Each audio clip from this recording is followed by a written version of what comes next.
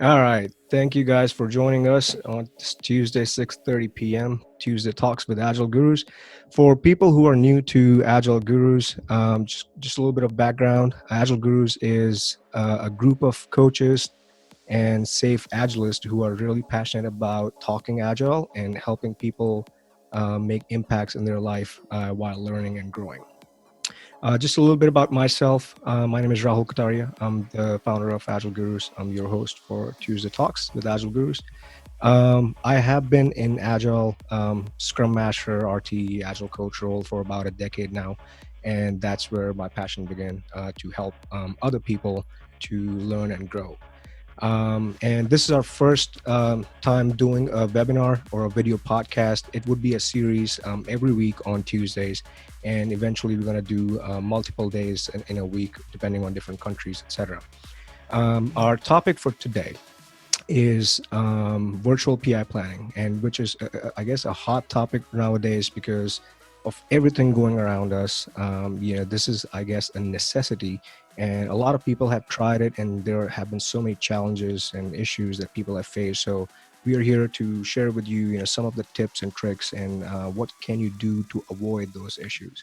So without further ado, what I'm going to do is I'm going to let our co-host Daniel and then Reha introduce themselves. Hi everybody, I'm Daniel, basically founder Agile Gurus UK team and UK business. I've been in Agile for I think pretty much 15 to 20 years, worked with quite a couple of enterprises and innovations. I've also led quite a couple of safe transformations here, predominantly some major financial services and also retail.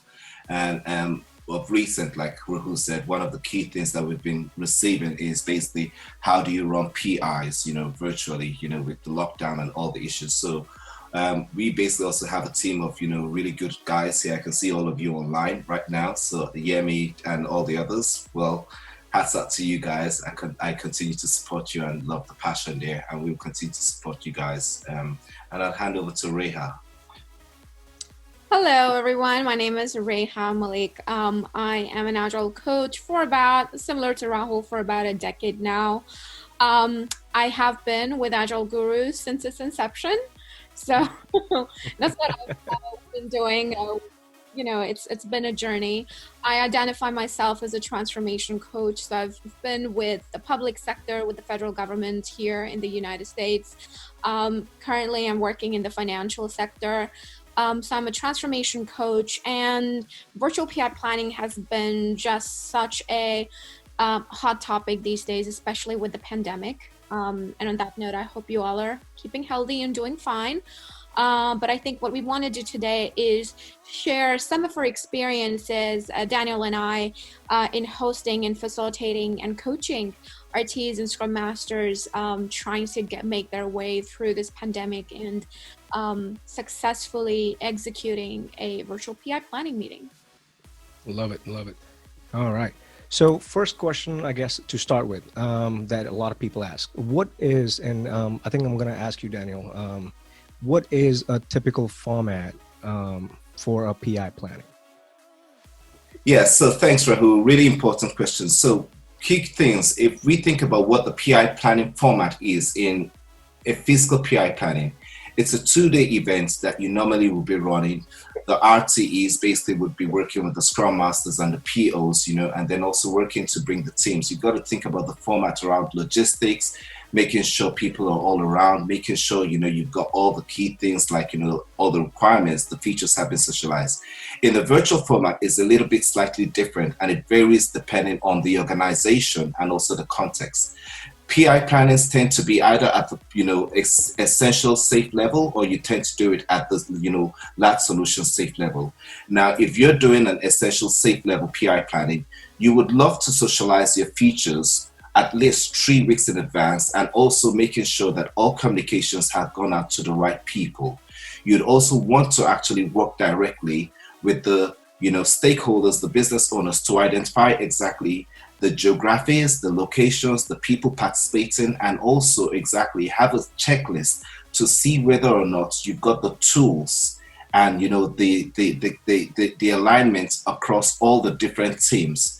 Now, initially, what SAFE published was to do virtual PI plannings with teams of 5 and 10 people. With the lockdown, it was now means that people can't even, be with groups of 5 or 10 people, which means each person has to dial in from their own locations. And in order for RTs and Scrum Masters to do this, really what they need to be looking at is basically having proxy Scrum Masters who work as a group. Setting up a lot of pre-planning, needs to happen way before the PI planning. And the pre-planning basically is where you begin to look at things such as tooling. You begin to look at things such as, what tools are you going to be using? Because little things such as tools, are we going to be using WebEx? Are we going to be using Zoom? Are we going to be using Google Hangouts? All those have an impact, on the flow and the ability to execute a successful PI planning.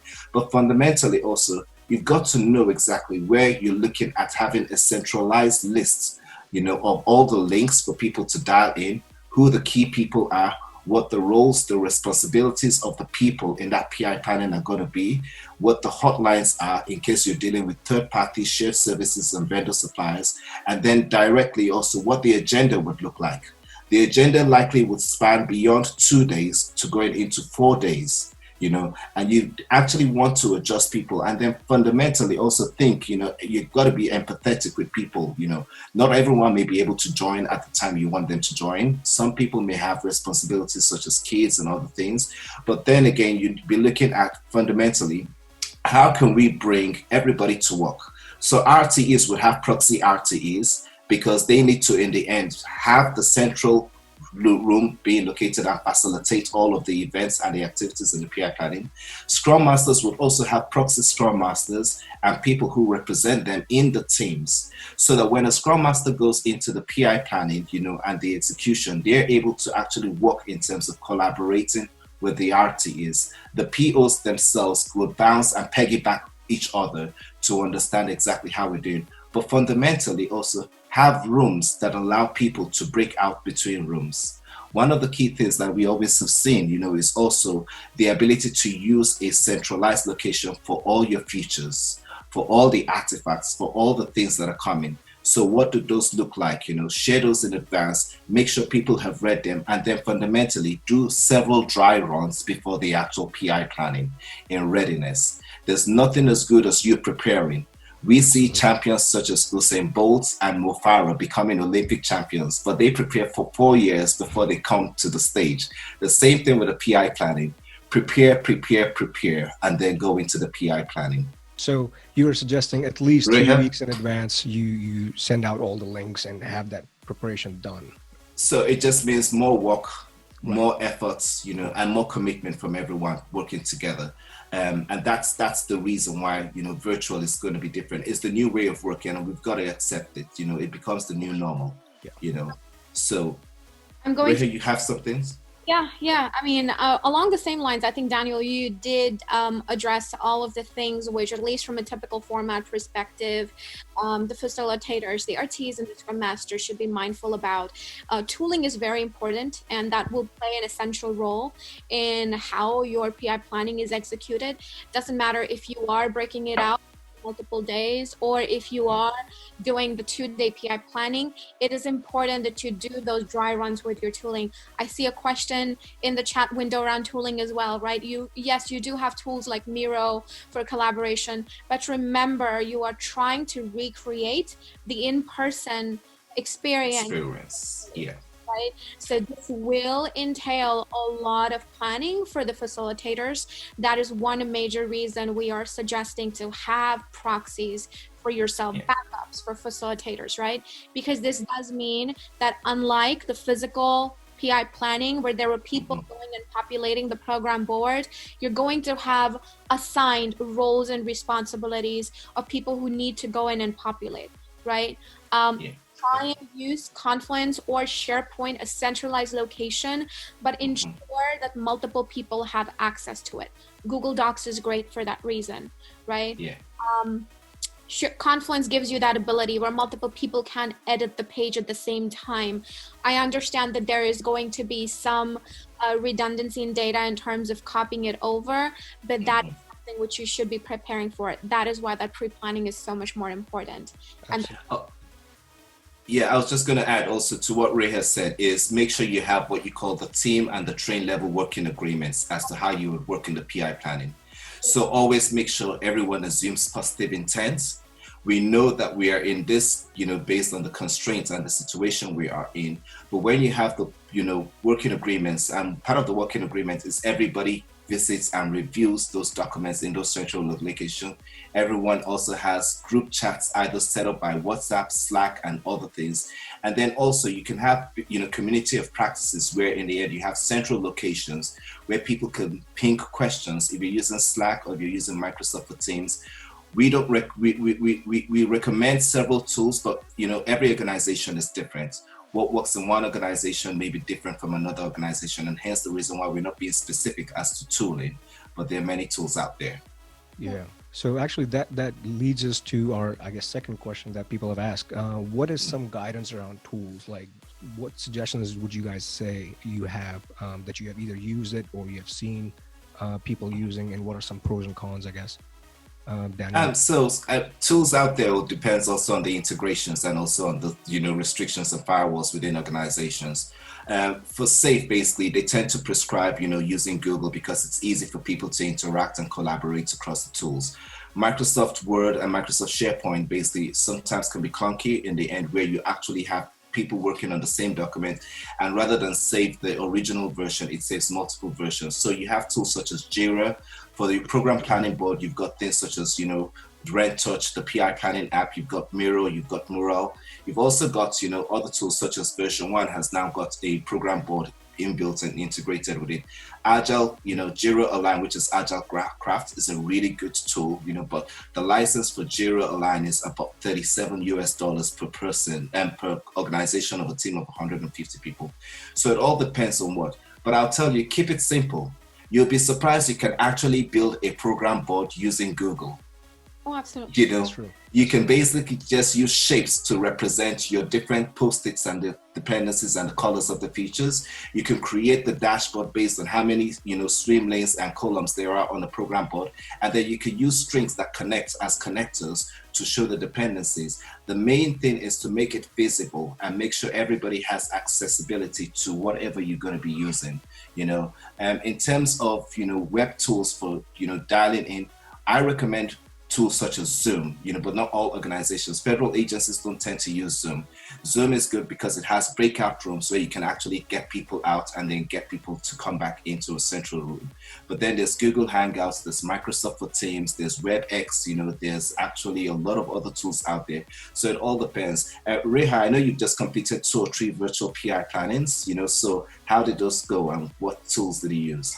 It's when it comes to tool guidance, Daniel, like you mentioned, it is completely dependent on what organizations entail, right? You've got firewalls, organizational limits and foundations, which won't allow you to use a lot of the external tools.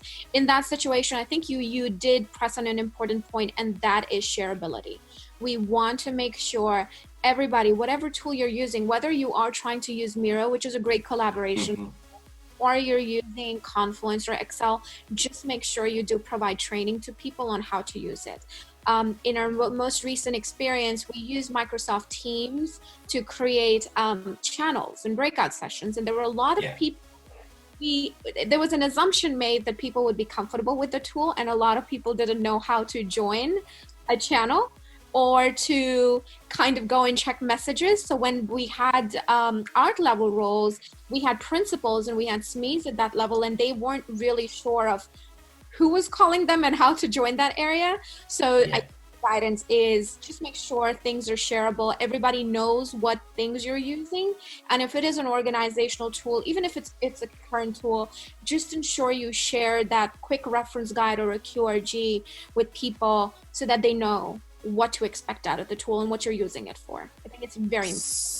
Yeah. So a question for you, Reha, was like, did you have to deal with external dependencies, such as, if there was a dependency on a third supplier, a third party vendor, and having to dial into the PI basically? Did you have hotlines set up, or what did you do? Absolutely, we did. We had, there was a lot of communication. So one of the things you did mention was to share that plan on a central tool like Confluence or whatever, which would capture all of the various sessions. So if for example, if you're using WebEx does not allow you to have multiple channels or breakout rooms set up. So that would mean Scrum Master would be setting up their own WebEx for their breakouts. Well, in that situation, there is a chance people would lose track and not know where to join. You expect people to read the meeting invites? 9 out of 10 times people don't, right? So it's important to kind of communicate and socialize your plan, your artifacts, your art rules, your working agreements in a common page like Confluence. And that's what we did. And then share that information out with your vendors and everybody who would be attending the PI planning, because it's important to have that one-stop shop. Yeah, and I think at that point, your RTs, your Scrum Masters are the people who are actually guiding the whole team, because as you said, no one else is reading the invite. At least Scrum Masters can help team to understand where to go, what to do. How did you? Quick question: how did you handle things like time boxing also? Oh, that's absolutely tough one. And I think coming back to your initial answer when we were talking about the different formats or the different things we have to be mindful about PI planning, one of the things you brought up was the having those backup facilitators, right? In our experience, what I've seen is I think it's very important to have those, because a lot of times when we are in the physical space, remember, you've got each other to keep a track on. You're looking at people, you're able to look at people in the eyes, you're able to kind of see the, even for lack of better words, the window, right? A lot of times it's easier to keep a track of time that way. Please do not rely on the same methods as you're going into virtual PI planning. Have timekeepers who should be just dedicated to monitor chats and maintain time blocks. Right? Also ensure that you have a way to communicate, a backup mean of communication. A lot of times you might not have Scrum Masters who are so engrossed in the team breakout sessions. Well, then how do you communicate if somebody is not monitoring chat? So have that backup method of communication where people are able to reach out to you if say WebEx is down or you're not able to listen or monitor chat. There should be ways. It's a lot of pre-planning, like you'd said earlier, Daniel. Yeah, thank you for that. I guess we have two more questions that we can, I think, combine together, and then we have another question that just came from Marcella, I guess. If I'm pronouncing it wrong, I'm sorry. The question we had earlier was, can you talk about some lessons learned from RT Scrum Master perspective? And also the second question was, what worked well, and what were some of the challenges from your experience that you have seen in the past running some virtual PI plannings? And the questions we just got is, inspect and adapt demos are especially difficult online. Can you talk about that? So maybe can you combine these questions together? So I'll kind of try and answer them in a little bit. I'll tell you first what worked well. What worked well was pre-planning. And the reason I'm bringing that up is I want to put that in the bucket of did not work very well either. We thought we were doing pre-planning. Please do not underestimate it. The more pre-planning you do, I think the better it is. Don't be afraid to create checklists. What worked very well in a few examples where virtual PI planning was very successful is the RTEs and Scrum Masters coming together and actually creating a checklist of what's going to happen in each breakout session. How are we communicating? How are we condensing information, bringing it together? The final readouts, for example, at the end of the workshops, how do you do them, right? Because time boxing, remember, when somebody is talking, and those are generally a representative from the team perspective, it is easy to lose track. You can tell people that it's 3 minutes or 4 minutes per person. Chances are they're going to be over, and they're not looking at you, right? Yeah. Because of the tool you're using. So it's important how you are going to plan for those kind of small nuances, and that is only going to be possible if you create a checklist. So break down, do pre-planning, break it down. Communication worked really well.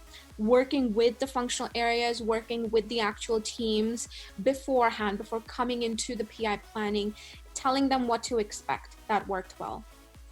What didn't work very well for us, in all honesty, is assuming that a physical 2-day PI planning can be replicated virtually in a 2-day format. It doesn't usually happen that way. Interesting. So my suggestion would be to look at a longer window. Be mindful, and I think it's important as Scrum Masters, we're change agents, we are servant leaders. It's important to know how people are feeling. This is a pandemic. It's people home. This is not a usual work from home arrangement, right? People have children home, people are caring for the elderly, and it is just absolutely difficult to sit through hours, right? Yeah. So please do not expect people or expect that you are going to have that attention span as you would do in an actual PI planning. So one thing which we did, what I've seen work in the past, is more breaks. Have more breaks more often, even every single hour, hour and a half have breaks. Oh yeah. Yeah. And the other thing is, do not extend beyond 4 to 5 hours for a given day. If it needs to span over 3 days, do that. I've seen PI plannings even extended and increased to about a week or a week and a half, right? Yeah. Breaking the workshops down. We're going to do 4 workshops, then we are going to give time to the RTs and Scrum Masters to consolidate data. So build those buffers in. I think that's important. I was just going to add to that, Riha. One of the other things is also, if you're working in a really distributed team and a PI planning where you've got different locations and time zones, you've got basically China, you've got India, you've got USA, and you've got the UK. What tends to work is basically you can have what you call a central location. Everybody comes together. They work towards listening to the executive briefing and all the key things, and then they break out. And then the core teams basically that are working on the day one basically work on the agenda, and then they share, and basically they're kind of like taking time off, but what they're actually doing is still working on all the other features, and then they coordinate with the other team in another location who are now spending the 4 hours of another time zone on the same day or the next day, so they're spreading it evenly, 4 hours. So that 24 hours window could actually be 4 hours in different time zones for the different teams, all working together. But the RTE needs to be really sharp, and the Scrum Masters, and one of the things that I always say is also make sure that everybody has an understanding, of, what is working together for everybody, and then also coming in readiness. We say prepare.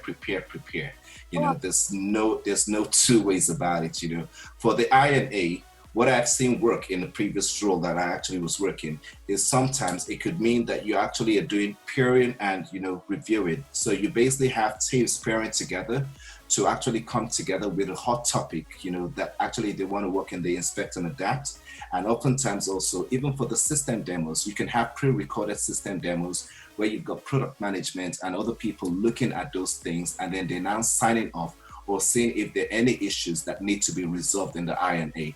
And you can pull that, because the INA is important in your EAPS, sprint, and also before the PI planning. So you could actually decide to see what you could use to collaborate, and make it flexible. Absolutely. Make it flexible. I think there are some great tools out there when you're the INA and you're trying to do problem solving. One of the things I've seen work very well is Miro offers a great fishbone, or the Ishikawa view, where you can actually draw it out, right? Then you've got tools like retrospectives.com, where you can actually or Trello for that reason, where you can actually go in and create the what went well, what didn't go well board. And it is available. There are tools like dot voting. So when you do when you have run through your retrospective and you need to identify that top item which you're going to go through problem solving, you'll have to use a combination of tools. Dotvoting.com is a good one, where it is VPN safe. I've worked with the federal government. I've used that tool. It's accessible from behind the VPN. And it's pretty easy. You just have to populate it. It gives everybody 3 votes. It's very similar to how you would replicate the in-person look and feel. So you guys will see those tools. There's a website called liberatingstructures.com. I generally suggest all coaches, all Scrum Masters, RTEs, go visit that. It's got some great tools of facilitating conversations, because when you come to and adapt, you're trying to get people to talk. In person is different. When you're virtual, how do you get everybody to get involved? There's some great facilitation techniques there, which I think a lot of people here will find useful. Right. And pay attention to the moods also of everyone in the team, So when the teams are deep in, basically one of the key things is, stretches, exercise, make it fun, do activities, because that way it becomes more engaging, more collaborative, and exciting. Oh, absolutely. Absolutely. So one of the I guess tips we got from Alicia, and thank you for that. I'm just reading through it from the chat. VPN issues can happen. Absolutely right. So have a backup for Confluence too. So have like a PDF or a Word document handy just in case if VPN goes wrong. So that's yep, And awesome. along the same lines, I think it also applies to your conferencing tool. A lot of times when we are used to doing the conferencing, what I've seen in my experiences is different when you have about 5 to 8 people on a conferencing tool versus you have about 80 to 90 people listening in, right? So it's very different. Ensure that you are bandwidth issues come up, especially when you're behind the VPN. Videos might be a problem, so just Yeah. ensure that you are going in, doing dry runs, and having backups. It's very Yeah. Right. Absolutely. Yeah, I totally agree. I had a guy who basically was told to go work from home and then to facilitate the PI planning, and they forgot to enable his VPN and access to, Microsoft for Teams and Azure.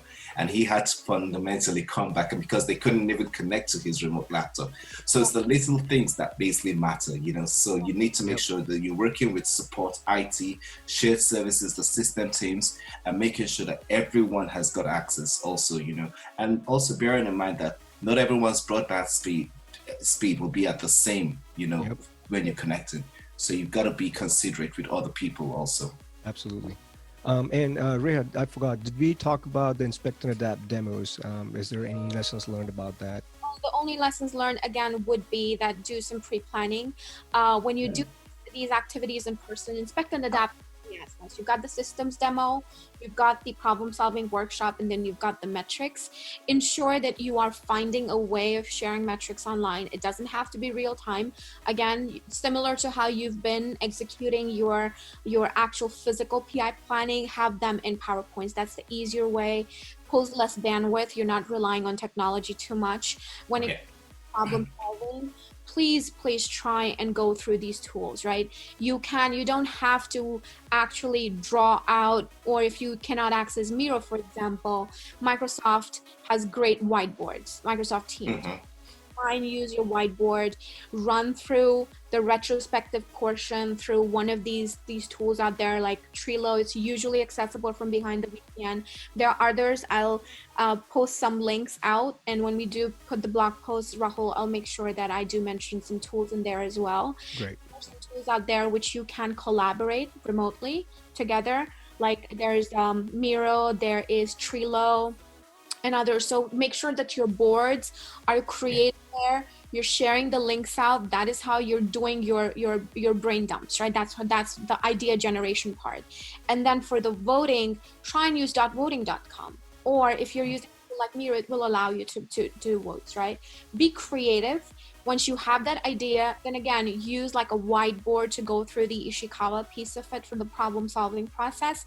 Yep. The essence here is, like Daniel had mentioned initially, make sure it is shareable, make sure it is a collaborative tool. Yeah. You're using. I think that's the key.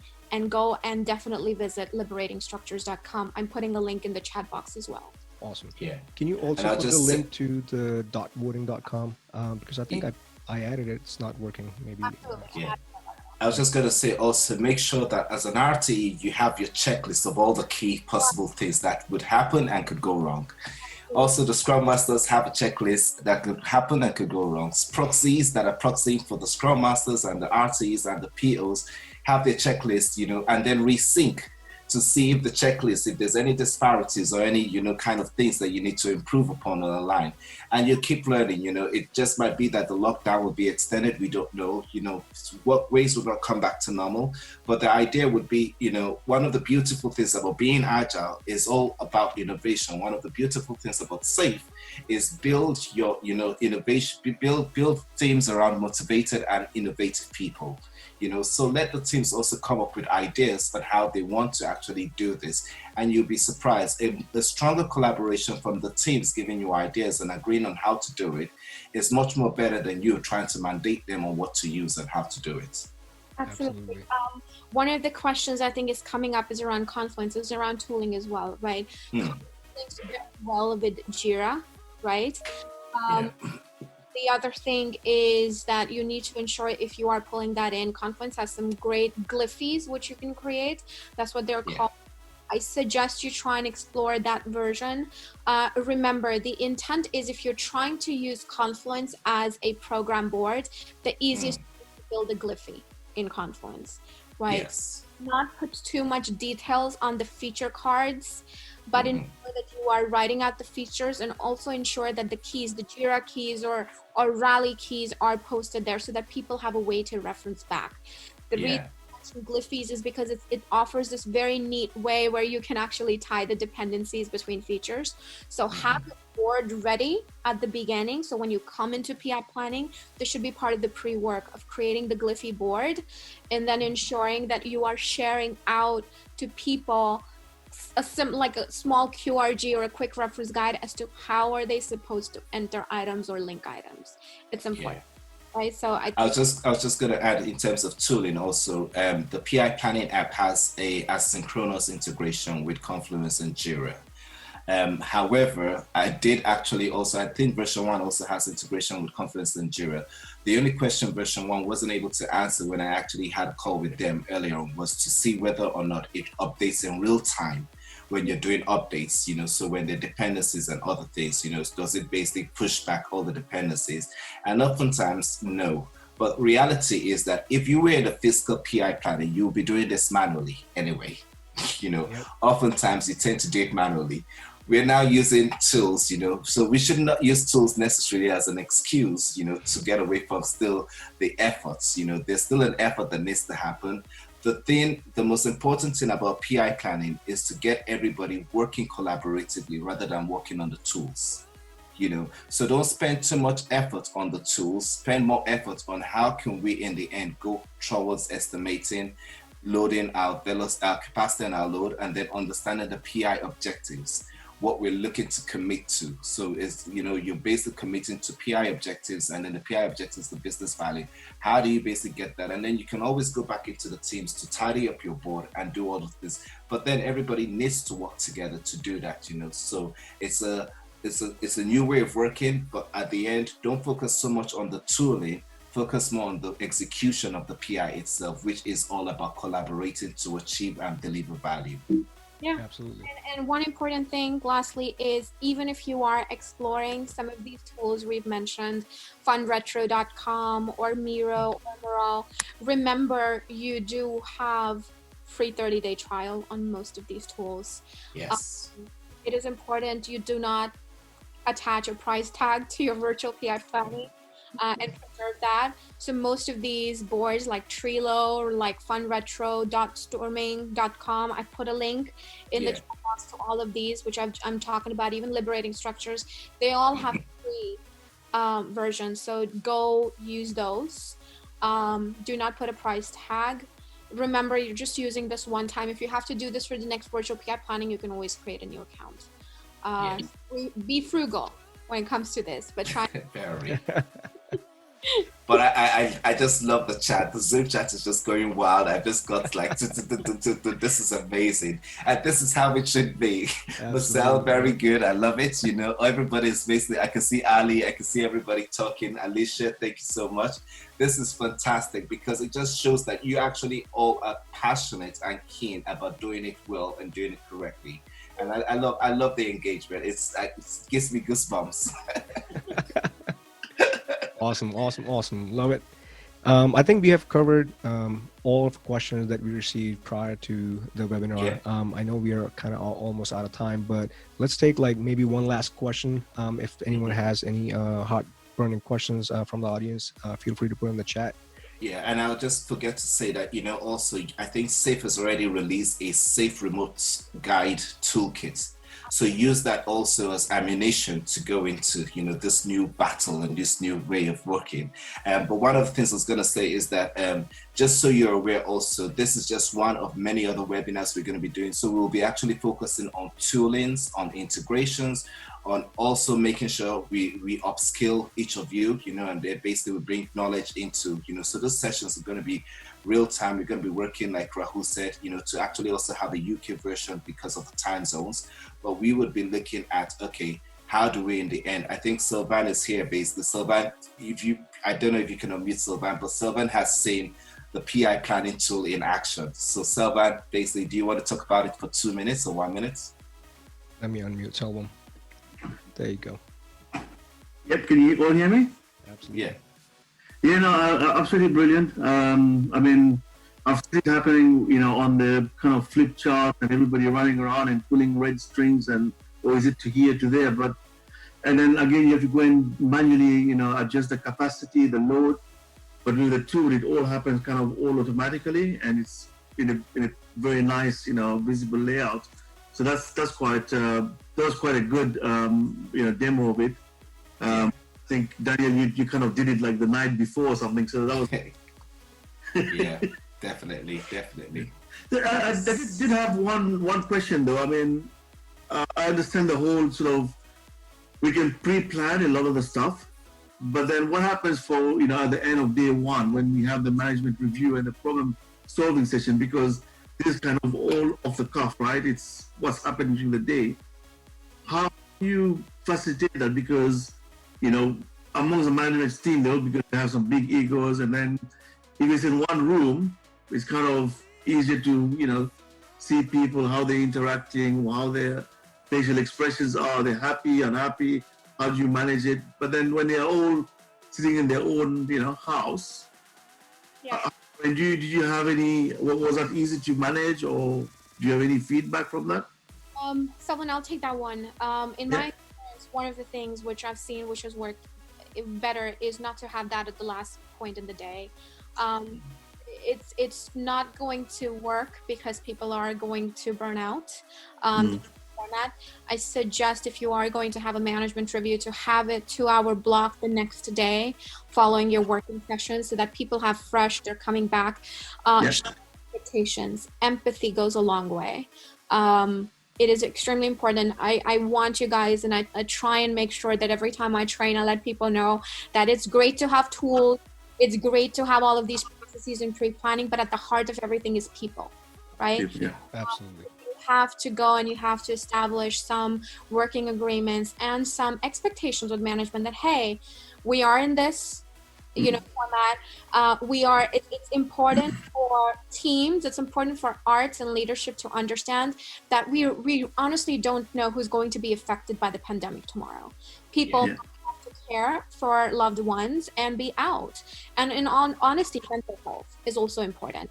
It's important to understand that and use that. That should be, if you are not already tracking that as a big risk, I think you should on your risk board. Yeah. It's important to do that. It's important to let management know that, hey, to the best of our ability, this is what the teams are committing. Have smaller commitments, put more emphasis on non-committed or stretch objectives, and work with the management to make them understand the why. It's important. Yeah. Right? Yeah. But essentially my 2 cents would be, do not have that at the end of the first day. Try and have a separate time. Don't have Friday meetings, right? Try and have your PR plannings between Tuesday and Thursday. Tuesday, Wednesday, those are great days to do it. Yeah, and I'm just going to add also, basically, one of the key things you've been looking at is, lead by example, empathy, authenticity, transparency, trust. The leaders have got to trust the teams to come up, and the teams also have got to trust that the leaders are doing all in their best ability to move the organization to the next phase, So it's all about trust, and then building. There's also a phase that happens, the post-PI, what tends to happen? The cleanup, That's right. So making sure that basically you've done all the sanitization, the housekeeping, and then making sure that if you had basically all those feedback, like for instance, we've got this chat, so populated, we collate all of that and still distribute it again as part of a centralized, and team way, and that's one of the things also. So you do pre-planning, post-planning, and then pre-planning, post-planning, the same way you would have done it in large solutions. If there are communications that need to go to third-party vendors, suppliers, external people, shared services, system teams, make sure that, it's visible, it's communicated, and everybody's aware. And then always revisit that room board, because everything will likely be now a risk, but also try to mitigate this, whereby in the end, tooling should not be a risk right now because everybody understands it. It's the adoption of tooling that is the risk. Absolutely. Great point. Awesome. All right, I think that brings us to the end of our discussion today. We were trying to keep it very high level. So thank you everyone for participating and being engaged and asking questions and sharing your experiences too. That this is awesome.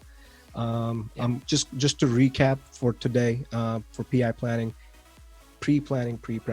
That's super important. Can't Pre-PI stress enough. planning, pre-PI planning, pre-plan, Exactly. pre-PI planning.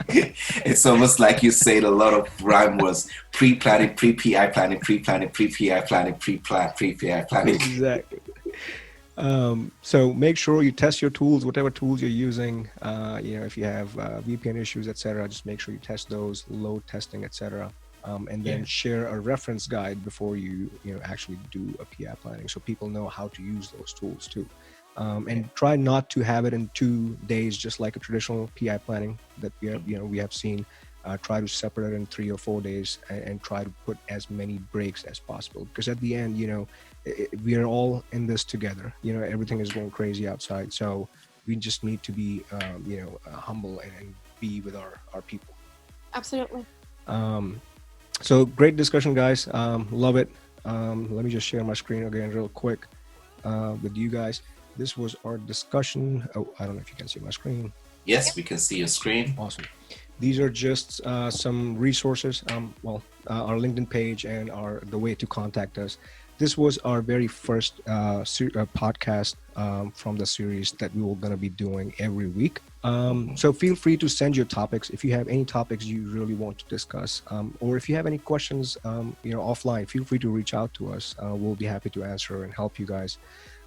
This was one of the format we followed today because we had these questions coming in before the webinar.